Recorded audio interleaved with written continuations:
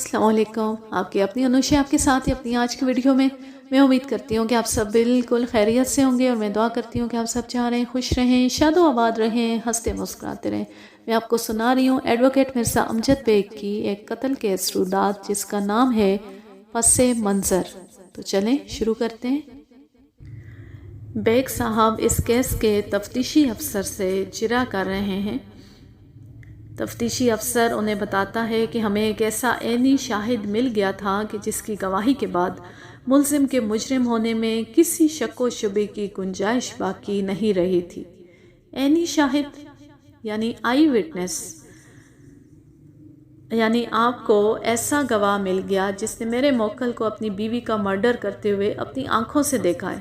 جی ہاں، کیا آپ اس کا نام بتانا پسند کریں گے؟ اس کا نام گواہوں کی فہرست میں شامل ہے. پھر تو ابھی اس کا نام ظاہر کرنے میں کوئی قباحت نہیں ہوگی. اس شخص کا نام نور علی ہے. یہ نور علی وہی تو نہیں جو ملزم اور مقتول کے سامنے والے فلیٹ میں رہتا ہے؟ جی ہاں، وہی ہے. میں نے اپنی جرا ختم کر دی. مجھے اور کچھ نہیں پوچھنا جناب عالی. اس کے ساتھ ہی عدالت کا مقررہ وقت ختم ہو گیا. جج نے 10 دن بعد کی تاریخ دے کر عدالت برخاست کر دی. آئندہ پیشی پر استغاثہ کی جانب سے امتیاز نامی ایک گواہ کو پیش کیا گیا. امتیاز بھی منصور ٹریولز ہی میں ملازم تھا اور اس کی حیثیت ایک چپڑاسی کی تھی. منصور کی ٹریول ایجنسی میں لگ بھگ 12 افراد کام کرتے تھے. امتیاز نے سچ بولنے کا حلف اٹھانے کے بعد اپنا بیان ریکارڈ کرایا. اس کے بعد وکیل استغاثہ جرا کے لیے اس کے قریب پہنچ گیا. امتیاز کی عمر 45 اور 50 کے درمیان رہی ہوگی. اس کے سر کے آدھے سے زیادہ بال سفید ہو چکے تھے، تاہم بالوں کی اس سفید پوشی کو اس نے خضاب کی مدد سے کور کر رکھا تھا. امتیاز صاحب، آپ کو منصور ٹریولز میں کام کرتے ہوئے کتنا عرصہ ہوا ہے؟ لگ بھگ 5 سال. اور ملزم کب سے وہاں کام کر رہا تھا؟ مجھے صحیح اندازہ تو نہیں جناب، لیکن یہ مجھ سے بھی کافی عرصہ پہلے سے اس فرم میں کام کر رہا تھا. آپ وثوق کے ساتھ اتنا تو بتا سکتے ہیں کہ پچھلے 5 سال میں ملزم کے معمولات آپ کی نظروں کے سامنے تھے؟ جی ہاں، یہ تو ایک ٹھوس حقیقت ہے. آپ کی فرم میں لنچ کا وقفہ کب سے کب تک کیا جاتا ہے؟ وکیل استغاثہ کے اس سوال نے مجھ پر واضح کر دیا کہ وہ جرا کے رخ کو کس طرف لے کر جانا چاہتا ہے، اور اسی لمحے یہ بات بھی سمجھ میں آ گئی کہ اس نے ملزم کے ہمدردوں کی کچھار میں ہاتھ ڈال کر استغاثہ کا گواہ کیوں نکال لیا تھا. بہرحال مجھے اس سے کوئی تشویش یا پریشانی نہیں تھی. میرا ہوم ورک اور ہاشم کا فیلڈ ورک مکمل تھا، لہٰذا میں بڑے اطمینان سے اپنی باری کا انتظار کر رہا تھا. استغاثہ کے گواہ نے اپنے وکیل کے سوال کے جواب میں بتایا، ہمارے ہاں روزانہ 2 بجے سے 2:30 بجے تک لنچ کا وقفہ کیا جاتا ہے. یہ ٹائم مقررہ ہے یا آگے پیچھے بھی ہوتا رہتا ہے؟ ٹائم تو مقرر ہی ہے وکیل صاحب، تاہم کبھی کبھار 5-10 منٹ آگے پیچھے بھی ہو جاتا ہے. اتنا تو چلتا ہے. کیا ملزم لنچ آفس ہی میں کرتا تھا یا اس مقصد کے لیے باہر جایا کرتا تھا؟ آفس ہی میں کرتا تھا. کھانا یہ گھر سے لایا کرتا تھا یا بازار سے منگواتا تھا؟ بازار سے منگواتا تھا. کھانا لینے کون جاتا تھا؟ میں ہی سب کے لیے کھانا لایا کرتا تھا. کیا وقوع کے روز بھی ملزم نے آپ سے لنچ منگوایا تھا؟ گواہ نے اثبات میں جواب دیا، اس کا مطلب ہے اس کا کھانا کھانے کا موڈ تھا. جی ہاں، تبھی تو اس نے کھانا منگوایا تھا. منگوایا تھا تو پھر کھایا کیوں نہیں؟ اس بارے میں تو آپ اسی سے سوال کریں. جب تک آپ کھانا لے کر واپس دفتر پہنچے تو کیا ملزم اپنی سیٹ پر موجود تھا؟ جی نہیں. تم کتنے بجے واپس آئے؟ اس روز مجھے تھوڑی دیر ہو گئی تھی. میں عموماً 1:45 بجے تک کھانا لینے کے لیے دفتر سے نکل جاتا ہوں اور 2 بجے واپس آ جاتا ہوں، لیکن وقوع کے روز میری واپسی 2:10 پر ہوئی تھی. جب تم واپس آئے تو ملزم دفتر میں موجود نہیں تھا. تمہارے خیال میں یہ کہاں غائب تھا؟ میں جب دفتر واپس آیا تو ملزم کو موجود نہ پا کر میں نے دوسرے لوگوں سے اس کے بارے میں پوچھا تو مجھے پتہ چلا کہ وہ تھوڑی دیر میں آنے کا کہہ کر باہر نکلا ہے. گواہ امتیاز نے اپنی سمجھ بوجھ کے مطابق وضاحت پیش کر دی. لیکن پھر اگلے روز پتہ چلا کہ اسے اپنی بیوی کے قتل کے الزام میں گرفتار کر لیا گیا ہے۔ وکیل استغاثہ نے غیر مطمئن نظر سے جج کو دیکھتے ہوئے سوالات کا سلسلہ ختم کر دیا۔ اپنی باری پر میں جج کی اجازت سے وٹنس باکس کے قریب چلا گیا۔ استغاثہ کے گواہ امتیاز نے ابھی تھوڑی دیر پہلے جو بیان دیا تھا، اس کے بیان پر وکیل استغاثہ نے جس قسم کی جرح کی تھی اس کا ایک خاص زاویہ تھا جسے میں اچھی طرح سمجھ رہا تھا۔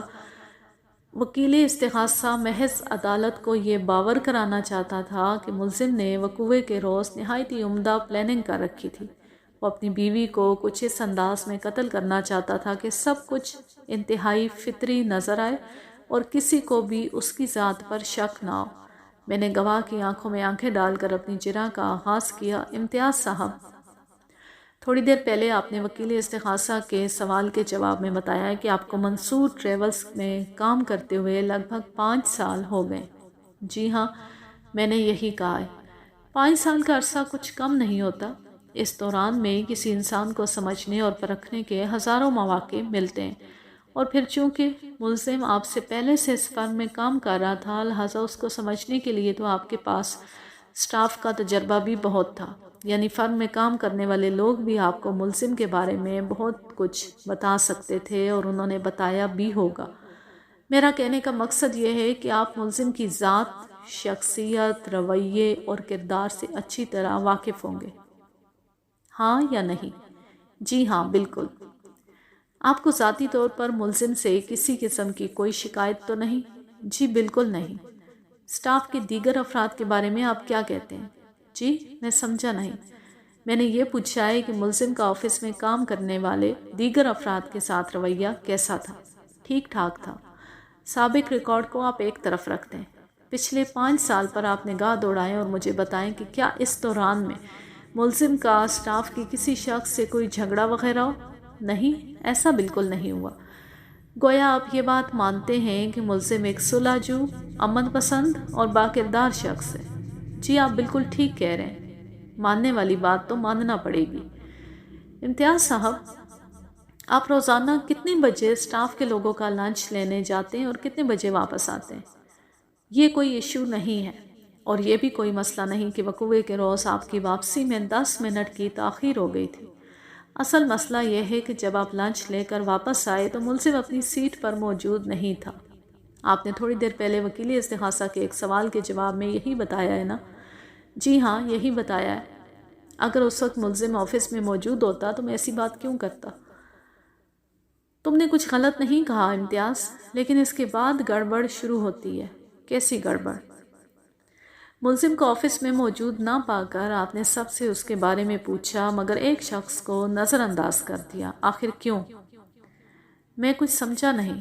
میں نے کس شخص کو نظر انداز کیا ہے؟ باری صاحب کو۔ میں حامد باری کی بات کر رہا ہوں۔ اوہ، وہ؟ ہاں، آپ ٹھیک کہہ رہے ہیں۔ میں نے باری صاحب سے نہیں پوچھا تھا۔ کیوں نہیں پوچھا تھا؟ اس کی کوئی خاص وجہ؟ باری صاحب وہاں موجود نہیں تھے۔ موجود نہیں تھے؟ کیا مطلب؟ کیا وہ اس روز آفس نہیں آئے تھے؟ جی وہ آفس تو آئے تھے مگر لنچ پر موجود نہیں تھے۔ باری صاحب لنچ نہیں کرتے۔ وہ اگر لنچ پر موجود نہیں تھے تو پھر کہاں تھے؟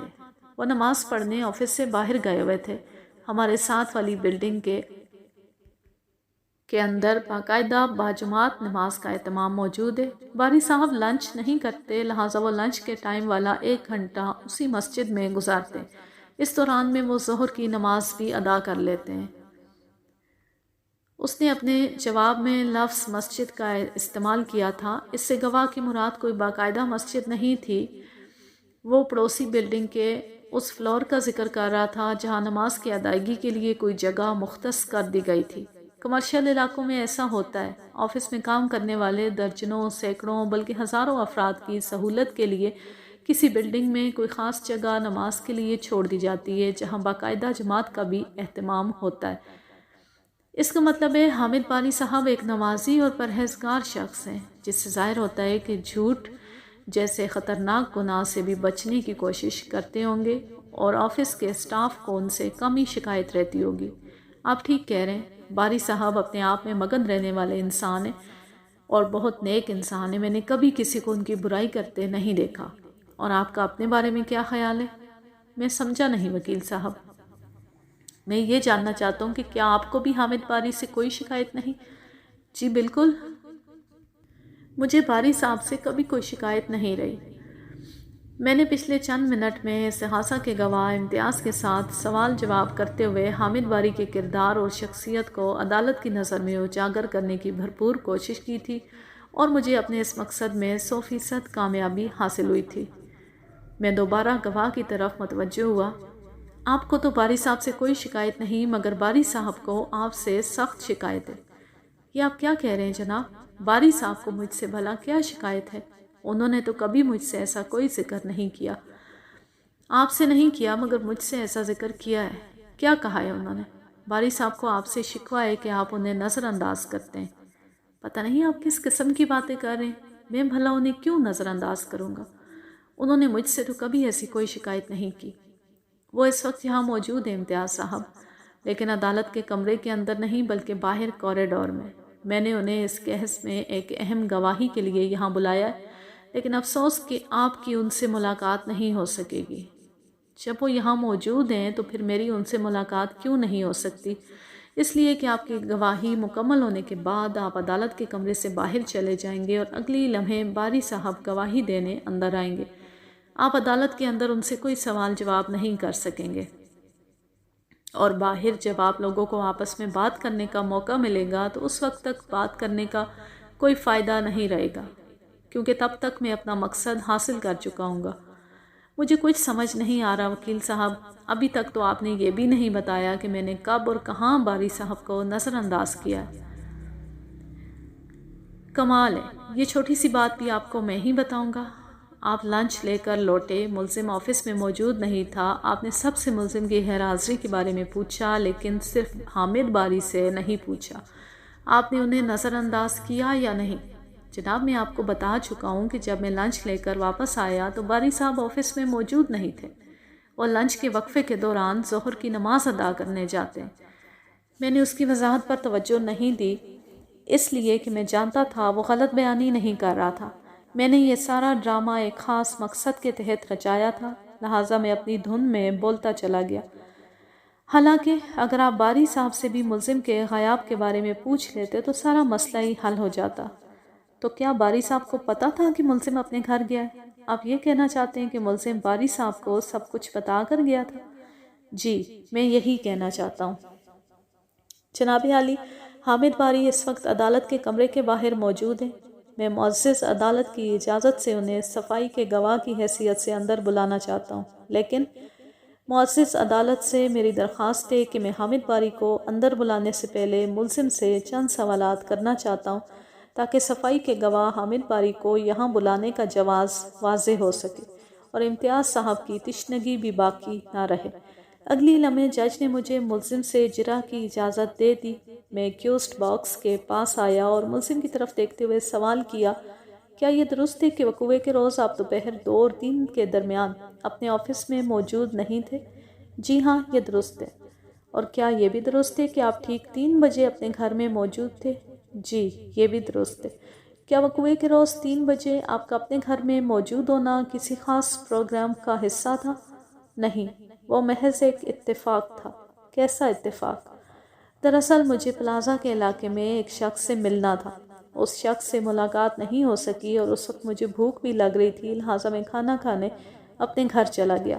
اور گھر پہنچ کر آپ نے کیا دیکھا؟ اپنی بیوی ہما کو مردہ حالت میں دیکھا۔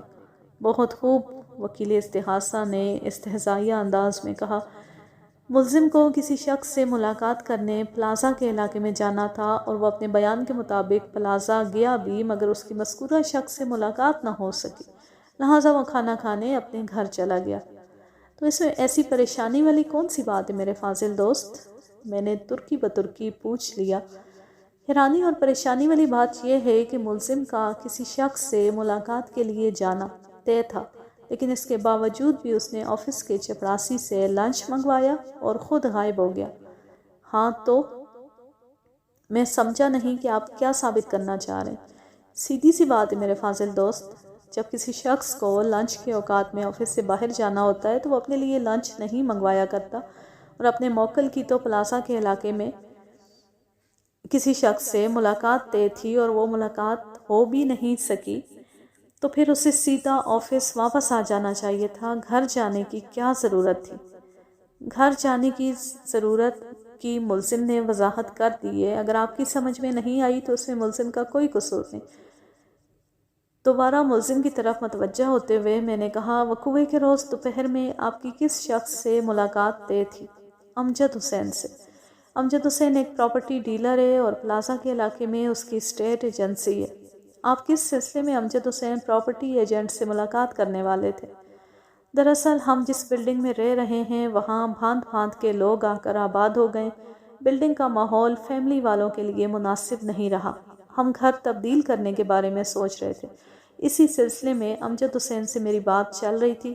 وہ مجھے ایک اچھا فلیٹ دکھانے والا تھا۔ لیکن وقوعے کے روز امجد حسین سے آپ کی ملاقات نہیں ہو سکی۔ اس کی کوئی خاص وجہ؟ جی ہاں، جب میں امجد حسین کی ایجنسی پر پہنچا تو پتہ چلا کہ وہ کسی پارٹی کو کوئی فلیٹ دکھانے گئے ہوئے۔ میں نے وہیں بیٹھ کر 5-10 منٹ ان کا انتظار کیا، لیکن جب ان کی واپسی کی کوئی امید نظر نہ آئی تو میں ایجنسی سے یہ سوچ کر واپس آ گیا کہ یہاں بیٹھ کر وقت ضائع کرنے کا کوئی فائدہ نہیں۔ میں بعد میں کسی وقت امجد حسین سے ملاقات کر لوں گا۔ اور جب آپ ایجنسی سے باہر نکلے تو آپ کو بھوک نے ستایا اور آپ نے گھر کا رخ کیا۔ جی ہاں، میں کھانا کھانے اپنے گھر آ گیا تھا۔ ایک بات کا بہت سوچ سمجھ کر جواب دیں۔ جب آپ کی وقوعے کے روز امجد حسین پراپرٹی ایجنٹ سے ملاقات طے تھی اور یہ ملاقات آپ نے لنچ کے وقفے ہی میں کرنا تھی تو پھر آپ نے امتیاز سے اپنے لیے لنچ کیوں منگوایا تھا؟ بات یہ ہے جناب کہ لنچ تو میں روزانہ ہی منگوایا کرتا تھا۔ انسان نہایتی پابندی اور باقاعدگی کے ساتھ جو کام کرتا چلا آ رہا ہو وہ اس کی پختہ عادت یا فطرت ثانیہ بن جاتی ہے۔ یہ ٹھیک ہے کہ امجد حسین سے میری ملاقات طے تھی اور مجھے آفس سے باہر ہی کہیں لنچ کرنا تھا، لیکن معمول کے مطابق جب میرا چپراسی امتیاز لنچ کا پوچھنے آیا تو میں نے روزمرہ کی عادت کے مطابق اس سے لنچ لانے کے لیے کہہ دیا، لیکن چند منٹ کے بعد مجھے یاد آیا تو میں حامد باری کو اپنے جانے کا بتا کر آفس سے نکل آیا۔ حامد باری کو آپ نے کیا بتایا تھا؟ میں نے باری صاحب سے کہا تھا کہ مجھے ایک شخص سے ضروری میٹنگ کے لیے پلازا تک جانا ہے، میرا لنچ آ جائے تو وہ کوئی بھی کھا سکتا ہے۔ پھر اس پر باری صاحب نے کیا جواب دیا؟ انہوں نے زیر لب مسکراتے ہوئے کہا تھا، بھائی اتنا پریشان کیوں ہو رہے ہو؟ اگر لنچ آ رہا ہے تو آنے دیں، جس کی قسمت میں وہ رزق لکھا ہوگا وہ کھا لے گا، آپ جائیں جہاں جانا ہے۔ پھر ہم دونوں ایک ساتھ ہی آفس سے نکلے تھے۔ باری صاحب نماز ادا کرنے کے لیے دوسری بلڈنگ کی طرف چلے گئے اور میں اپنی بائک پر بیٹھ کر پلازا کی طرف روانہ ہو گیا۔ حامد باری صاحب تو اس وقت عدالت کے کمرے کے باہر موجود ہیں۔ وہ اپنے بیان اور گواہی سے آپ کی بات کی تصدیق کر سکتے ہیں۔ کیا پراپرٹی ایجنٹ امجد حسین اس بات کی گواہی دے گا کہ وقوعے کے روز 2 اور 3 بجے کے درمیان آپ کی اور اس کی ملاقات طے تھی؟ جی ہاں، وہ ضرور یہ گواہی دے گا۔ مجھے ملزم سے اور کچھ نہیں پوچھنا جناب عالی۔ اس کے بعد آج کی کارروائی کے لیے بس اتنا وقت بچا تھا کہ حامد باری کی گواہی ہو سکے، اور یہ گواہی سراسر میرے موکل کی حمایت میں جاتی تھی۔ حامد باری ایک سنجیدہ اور معقول شخص تھا۔ اس نے سچ بولنے کا حلف اٹھانے کے بعد اپنا فرض پورا کر دیا۔ آئندہ پیشی پر 3 گواہوں کو عدالت میں پیش کیا گیا، جن میں سے 2 استغاثہ کے اور 1 صفائی کا گواہ تھا۔ میں سب کا احوال ترتیب وار آپ کی خدمت میں پیش کرتا ہوں۔ سب سے پہلے امجد حسین پراپرٹی ایجنٹ کی گواہی، جس سے میرے موکل کی پوزیشن اور مضبوط ہو گئی۔ وکیل استغاثہ نے امجد حسین سے گھما پھرا کر مختلف سوالات کیے، لیکن اس سے حقیقت میں کوئی تبدیلی واقع نہیں ہوئی۔ امجد حسین اور حامد باری کی گواہیوں نے ملزم عاطف کی ذات کو کافی حد تک معتبر بنا دیا تھا، لیکن یہ سب کچھ نہیں تھا۔ اپنے موکل کو بے گناہ ثابت کرنے کے لیے ابھی مجھے اور زور لگانا تھا، اور یہ زور میں ہاشم انور کی فراہم کردہ معلومات کی روشنی میں لگانے والا تھا۔ ہاشم انور نے ملزم کے ایک سچے اور کھرے دوست کا کردار ادا کیا تھا۔ میں نے ہاشم کے ذمے جو بھی کام لگایا، اس نے ایک جن کی مانند میرے ہر حکم کی تعمیل کی۔ اسے وکیل بننے کا شوق تھا۔ اس میں ایک جاسوس، ایک سیکریٹ ایجنٹ کی تمام خصوصیات موجود تھیں۔ استغاثہ کی جانب سے مقتولہ ہما کی ماں رئیسہ بیگم گواہی کے لیے پیش ہوئی۔ رئیسہ بیگم کو روز اول ہی سے ملزم عاطف سے خدا واسطے کا بیر تھا۔ وہ ہما کی شادی اپنی آپا نفیسہ بیگم کے بیٹے نوید صدیقی سے کرنا چاہتی تھی، لیکن یہ کام ہما اور اس کے باپ خاور حمید کی ضد کے باعث ہو نہیں سکا تھا۔ رئیسہ بیگم کو اپنی شکست کا گہرا ملال تھا، لہٰذا اس نے ملزم کے خلاف منہ بھر کر زہر اگلا۔ اس کے بیان کے الفاظ آگ کے گولوں کی مانند تھے، تاہم اس کے اندر کام کی کوئی بات شامل نہیں تھی، لہٰذا میں نے مختصر سی جرح کے بعد اسے فارغ کر دیا۔ رئیسہ بیگم کے بعد استغاثہ کے سب سے اہم گواہ نور علی کی حیثیت عینی شاہد کی تھی، اور استغاثہ اس گواہ پر بہت زیادہ انحصار کر رہا تھا۔ جب میں عاطف کی ضمانت کے لیے زور مار رہا تھا تو وکیل استغاثہ نے اس عینی شاہد کا بطور خاص ذکر کیا تھا۔ بعد ازاں انکوائری آفیسر نے بھی اس عینی شاہد پر بہت زور دیا تھا۔ نور علی کی عمر 30 کے آس پاس رہی ہوگی۔ وہ اپنے نام کے بالعکس توے کی مانند سیاہ رنگت کا مالک تھا۔ اس کی آنکھوں کے اندر ایک مستقل نوعیت کی ہلکی سی سرخی بھی پائی جاتی تھی۔ کالے رنگ پر سرخ آنکھیں ایک خوفناک تاثر پیدا کرتی تھی۔ وکیل استغاثہ نے اپنے گواہ پر مختصر سی جرح کی، پھر میں جج کی اجازت حاصل کر کے اس کے پاس چلا گیا۔ میں نے ہاشم انور کو جن افراد کے بارے میں خاص نوعیت کی معلومات جمع کرنے کی ذمہ داری سونپی تھی، ان میں ایک شخص یہ نور علی بھی تھا۔ نور علی صاحب، کیا یہ درست ہے کہ آپ ایک ریکروٹنگ ایجنٹ کے پاس کام کرتے ہیں جس کا نام نوشاد عادل ہے؟ جی ہاں۔ نوشاد عادل کا آفس ٹاور کے علاقے میں واقع ہے اور وہ روزگار کے سلسلے میں لوگوں کو مڈل ایسٹ کے ممالک میں بھجوانے کا کام کرتا ہے۔ آپ بالکل ٹھیک کہہ رہے ہیں۔ نور علی صاحب، نوشاد عادل آپ کو کتنی تنخواہ دیتے ہیں؟ 2000 روپے۔ گویا آپ کی آمدنی 2000 روپے ماہانہ ہے۔ نہیں، میری آمدنی 2500 تک پہنچ جاتی ہے۔ کوئی آپ کے کام میں اوپر کی کمائی بھی ہے؟ آپ 500-600 تنخواہ کے علاوہ بھی کما لیتے ہیں۔ آپ اسے اوپر کی کمائی نہیں کہہ سکتے، یہ کمیشن کا معاملہ ہے۔ عادل صاحب بعض کیسوں پر مجھے کمیشن دیتے ہیں۔ ٹھیک ہے، ہم اوپر کی آمدنی کو کمیشن کا نام دے لیتے ہیں۔ گویا آپ ایک ماہ میں لگ بھگ 2500 روپے کما لیتے ہیں، یا اس سے بھی زیادہ آمدنی ہو جاتی ہے۔ 100 یا 200 اوپر بھی ہو جاتے ہیں۔ میں زیر سماعت کیس کے موضوع کی مناسبت سے انتہائی غیر متعلقہ سوالات کر رہا تھا، تاہم وکیل استغاثہ نے ابھی تک کوئی اعتراض نہیں کیا تھا۔ نور علی صاحب، میں فرض کر لیتا ہوں کہ آپ کی ماہانہ آمدنی زیادہ سے زیادہ 3000 ہوگی۔ میں غلط تو نہیں کہہ رہا؟ نہیں جناب، آپ بالکل ٹھیک کہہ رہے ہیں، اس سے زیادہ تو ممکن ہی نہیں۔ آپ کی فیملی میں کل کتنے افراد ہیں؟ 4، 2 ہم میاں بیوی اور 2 ہمارے بچے۔ آپ اپنی فیملی کے واحد کفیل ہیں؟ نہیں جناب۔ آپ اپنی فیملی کے واحد کفیل ہیں یا کوئی اور بھی معاشی طور پر آپ کی مدد کرتا ہے؟ نہیں جناب، ہمارا اور کوئی مددگار نہیں، میں ہی واحد کفیل ہوں۔ آپ جس فلیٹ میں رہتے ہیں کیا وہ آپ کی ذاتی ملکیت ہے؟ آپ بھی کمال کرتے ہیں، 2-2500 ہزار کمانے والا انسان کراچی میں اپنا فلیٹ بھلا کیسے خرید سکتا ہے؟ گویا آپ کرائے کے فلیٹ میں رہتے ہیں؟ جی ہاں۔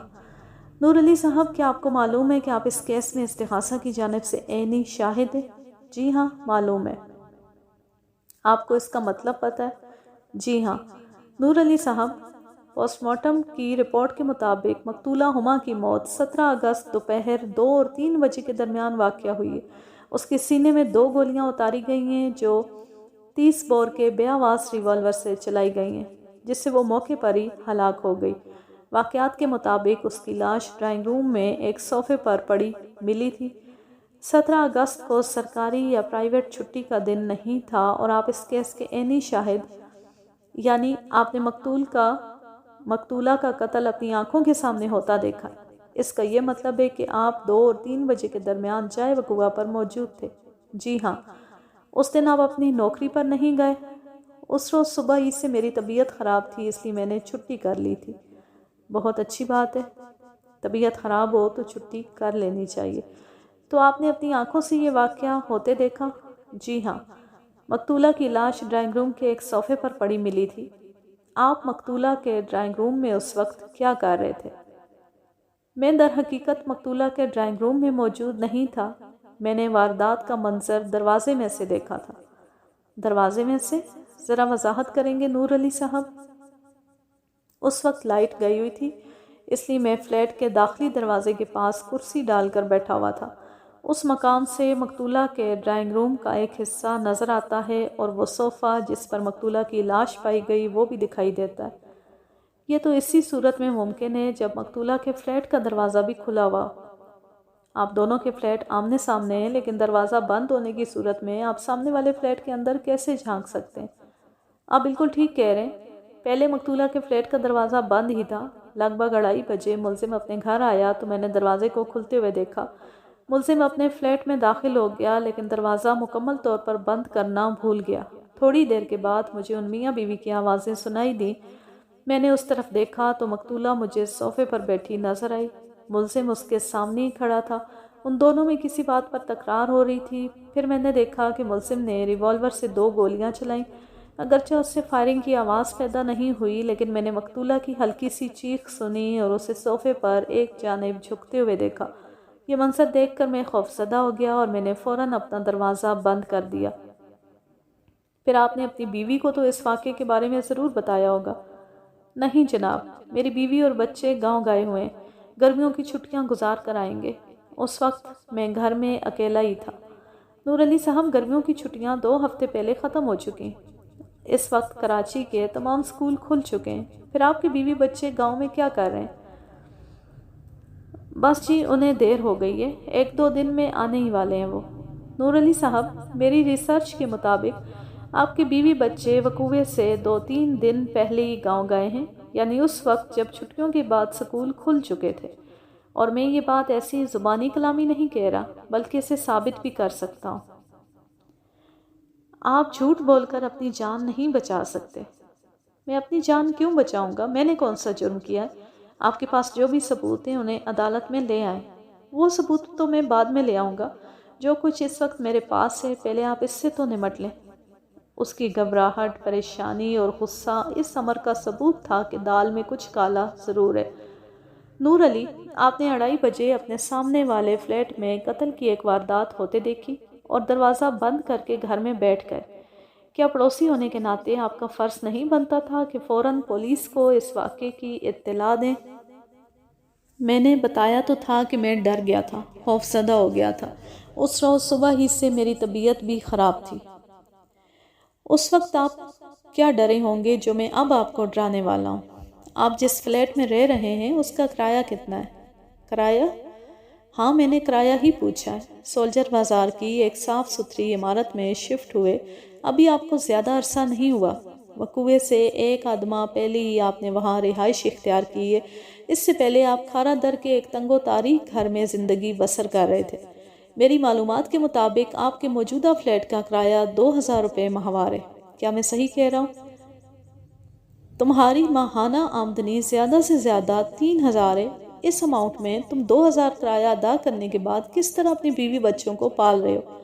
مجھے یہ بھی پتہ چلا ہے کہ اس فلیٹ کو کرائے پر حاصل کرنے کے لیے 20,000 ایڈوانس بھی دیا گیا ہے، جبکہ تم معزز عدالت کے روبرو تھوڑی دیر پہلے اس حقیقت کا اقرار کر چکے ہو کہ تمہارا کوئی سپورٹر نہیں ہے، تم خود ہی اپنے گھر کو چلاتے ہو۔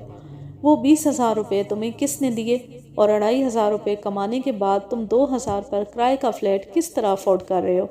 اور تم نے وقوعے سے اپنی فیملی کو چند روز پہلے کیوں گاؤں روانہ کر دیا؟ تمہارے چہرے پر پسینہ کیوں چمک رہا ہے؟ تمہاری آنکھوں میں دہشت کیوں ہلکورے لے رہی ہے؟ تمہاری ٹانگیں کیوں کپ کپا رہی ہیں؟ اور تم دھڑام سے کٹہرے کے فرش پر کیوں گرنے والے ہو؟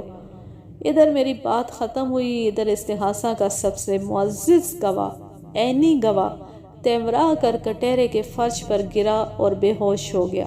عدالت میں ایک دم سناٹا چھا گیا۔ پچھلی پیشی کے اختتام پر عدالت کے کمرے میں جو حالات پیش آئے تھے ان سے صورتحال روز روشن کی طرح عیاں ہو گئی تھی۔ عدالت نے جب نور علی کو پولیس کے حوالے کیا اور پولیس نے اس کی آؤ بھگت کی تو اس کی زبان کسی برساتی نالے کی طرح رواں ہو گئی۔ پھر اس نے اپنے گرو شریک جرم نوید صدیقی کا بھانڈا بھی پھوڑ دیا۔ نوید صدیقی ہما کا کزن اور امیدوار تھا۔ اس نے اپنی شکست کا بدلہ لینے کے لیے نور علی سے کام لیا تھا اور وہی نور علی کا فائنینشل سپورٹر بھی تھا۔ نوید صدیقی کے ایما پر نور علی نے ہما کو موت کے گھاٹ اتارا تھا۔ یہ ایک ایسی پیش رفت تھی کہ پس منظر بن گیا تھا۔ پولیس نے نور علی اور نوید صدیقی کے خلاف نیا چالان تیار کر کے عدالت میں دائر کر دیا اور آئندہ پیشی پر عدالت نے میرے موکل عاطف کو باعزت بری کر دیا۔ یوں یہ کہانی اپنے اختتام کو پہنچی۔ میں لیتی ہوں آپ سے اجازت۔ جانے خوش رہیں، شاد و آباد رہیں، ہنستے مسکراتے رہیں۔ اور ہو سکتا ہے کہ اس کہانی کو سننے کے بعد آپ یہ سوال کریں کہ پھر اصل مجرم کو کیا سزا ہوئی؟ تو دراصل بیگ صاحب کے پاس جو کیس آیا تھا وہ ان کے کلائنٹ عاطف تک محدود تھا، تو اس کیس میں اصل مجرم بھی سامنے آ گیا اور عاطف کی رہائی بھی ہو گئی، اس لیے یہاں پر اس کہانی کا اختتام ہو گیا۔ اللہ حافظ، اللہ نگہبان۔